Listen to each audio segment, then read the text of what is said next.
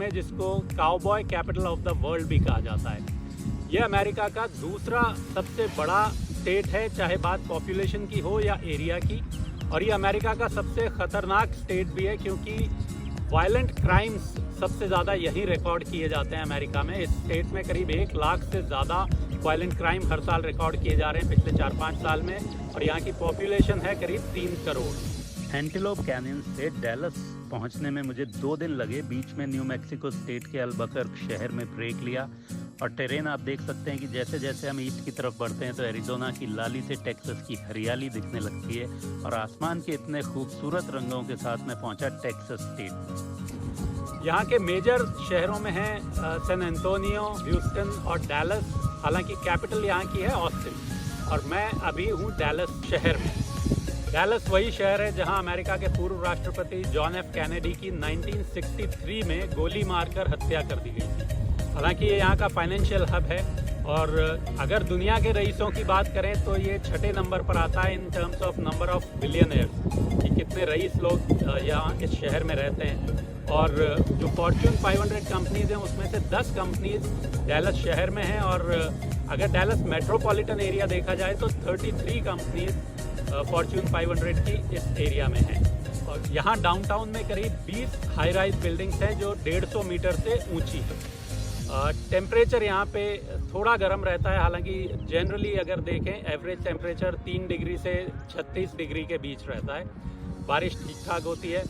हालांकि टेक्सास जो है वो ओवरऑल एक ड्राई स्टेट माना जाता है। ट्रिनिटी नदी के किनारे बसे डैलस शहर के इतिहास की अगर बात करें तो कैडोज नाम की जनजाति यहाँ पर कई सालों से रह रही थी, और 18वीं शताब्दी में स्पेन ने इस पर कब्जा कर लिया था। और टेक्सास का जो एरिया है, नॉर्थ एरिया है, ये इसको स्पेनिश लोगों से फिर 1821 में मैक्सिकन्स ने ले लिया, तो टेक्सास मैक्सिकन्स के कंट्रोल में रहा, और 1836 में ये रिपब्लिक ऑफ टेक्सास हो गया जब मैक्सिको से इसने आज़ादी छीन ली। और उसके लिए यहाँ के लोग काफ़ी प्राउड भी फील करते हैं।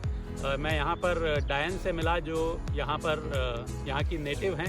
उन्होंने बताया कि किस तरह से टेक्सास के लोग इस आज़ादी की लड़ाई को लेकर काफ़ी प्राउड फील करते हैं।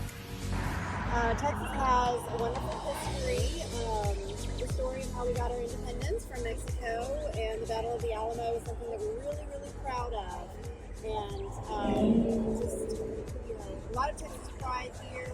A lot of great areas to visit. We have very diverse topography. We have mountains, we have beaches, we have forests, lakes, rivers. Wonderful food. A lot of cultures here. A lot of blending cultures as well that just makes up our history, and everybody you come to Texas, you want to be a Texan, you want to stay here. So welcome you here. 20वीं शताब्दी की शुरुआत में यहाँ पर rail और road का काफ़ी बड़ा जाल बिछाया गया। रोड का वो जाल तो इनफैक्ट अभी भी आपको देखने को मिलता है कि इतने ब्रिजेस हैं कि शहर में अगर आप नए आए हैं और गूगल मैप ना हो तो समझ नहीं आता है कि लोग कैसे यहाँ पर कम्यूट करते होंगे। हालांकि गूगल मैप्स के बावजूद भी 2-3 बार हम गलत रोड पर चले गए थे। Anyways coming back to the history, तो 1900 में जब रेल और रोड का यहाँ पे नेटवर्क फैला तो उस टाइम पे ये बेसिकली एग्रीकल्चर की वजह से हुआ था। कॉटन यहाँ पर मेनली प्रोड्यूस किया जाता है। पूरे अमेरिका की सबसे ज़्यादा खेती इसी राज्य में होती है, टेक्सास। 1929-30 के आसपास जब इकोनॉमिक डिप्रेशन आया हुआ था पूरी दुनिया में, उस वक्त यहाँ पर तेल की खोज हुई और उससे और प्रॉस्पेरिटी बढ़ी। वर्ल्ड वॉर 2 के बाद यहाँ पर मिलिट्री ऑटोमोबाइल्स बने और उसकी वजह से भी यहाँ पर काफ़ी प्रॉस्पेरिटी आई, काफ़ी एयरक्राफ्ट और जीप्स यहाँ पर बनाई जाने लगी। और इतिहास की बात करेंगे तो 1963 एक ऐसा साल था जिसको अमेरिकन शायद याद ना करना चाहें, क्योंकि यहाँ के राष्ट्रपति जॉन एफ कैनेडी जो थे उस वक्त, उनकी गोली मारकर हत्या कर दी गई थी। हालांकि जिस बिल्डिंग से उनको गोली मारी गई थी उस बिल्डिंग को अब म्यूज़ियम बना दिया गया है। ऐसा बताते हैं कि जब उनको अस्पताल ले जाया जा रहा था तो करीब 30 मिनट बाद, गोली लगने के 30 मिनट बाद उनकी डेथ हो गई थी। डैलस की इकोनॉमी की बात की जाए तो ये अमेरिका का फाइनेंशियल हब है और स्पेशली टेक्सास का बिजनेस ट्रैवल के मामले में तीसरे नंबर पर अमेरिका का सबसे पॉपुलर शहर है।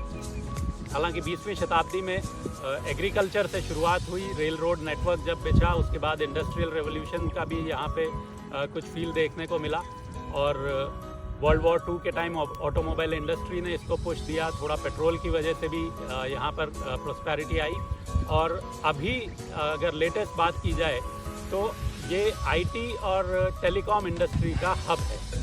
यहाँ मुझे मौका मिला ये जानने का कि जो सबके घर बनाते हैं उनके घर कैसे चलते हैं, और मुझे समझ आया कि चाहे दुनिया की डेवलप्ड इकॉनमी डैलस हो या भारत का दूरस्थ जनजातीय क्षेत्र डूंगरपुर, मजदूरों की समस्याएं आज भी पूरी दुनिया में एक जैसी हैं। और डैलस के स्टेडियम में घूमते टाइम एक इंडियन प्रोफेशनल से मुलाकात हुई जिन्होंने बड़े प्यार से हमें चाय के लिए अपने घर पे इनवाइट किया, और जब चाय पीने हम उनके घर पहुंचे तो ही एंश्योर्ड कि हम घर का बनाया हुआ खाना खाए बिना वहां से नहीं जाएं।